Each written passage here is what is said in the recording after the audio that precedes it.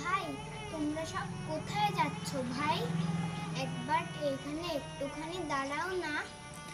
আমরা খেলতে চলেছি। কি খেলবে?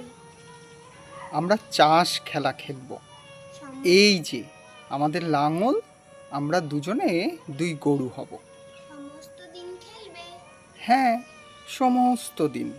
তারপর সন্ধ্যার সময় নদীর ধার দিয়ে বাড়ি ফিরে আসবে? হ্যাঁ, সন্ধ্যার সময় আমরা বাড়ি ফিরব। আমাদের এই বাড়ির সামনে দিয়েই ফিরো ভাই। তুমি বেরিয়ে এসো না, চলো আমাদের সঙ্গে খেলবে, চলো। আমাকে কবিরাজ বেরোতে বারণ করেছে। কবিরাজ? কবিরাজের মানা তুমি শোনো বুঝি? চল ভাই চল, আমাদের দেরি হয়ে যাচ্ছে। না ভাই, তোমরা আমার এই জানলার সামনে একটু খেলা করো, আমি দেখি। এখানে এখানে কি নিয়ে খেলবো?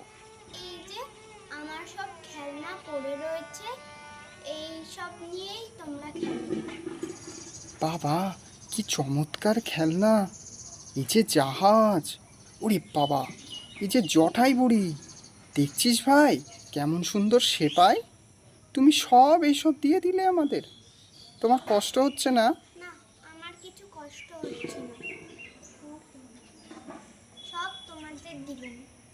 আর কিন্তু ফিরিয়ে দেব না। ফিরতে হবে না। কেউ বকবে না তো? না, কেউ না, কেউ না। রোজ সকালে আমার এই জানলার সামনে এসে তোমরা খেলো। বেশ ভাই, আমরা রোজ এখানে খেলে যাব।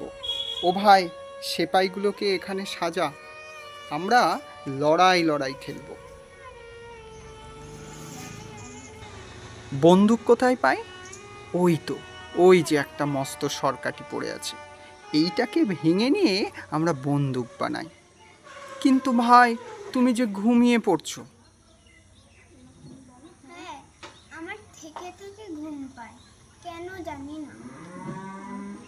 আমার পিঠ ব্যথা করছে এক অনেকক্ষণ এখন তো সবে এক প্রহর হলো, এখনই তোমার ঘুম পায়? এ কি, এক প্রহরের ঘন্টা বাজছে দেখো। হ্যাঁ, ওই যে বাজে ঢং ঢং ঢং, আমাকে ঘুমোতে যেতে ডাকছে। আমার নাম সাত্বিক ঘোষ, আমি রবীন্দ্রনাথ ঠাকুরের ডাকঘর নাটকে অমল চরিত্রটি করেছি। নমস্কার।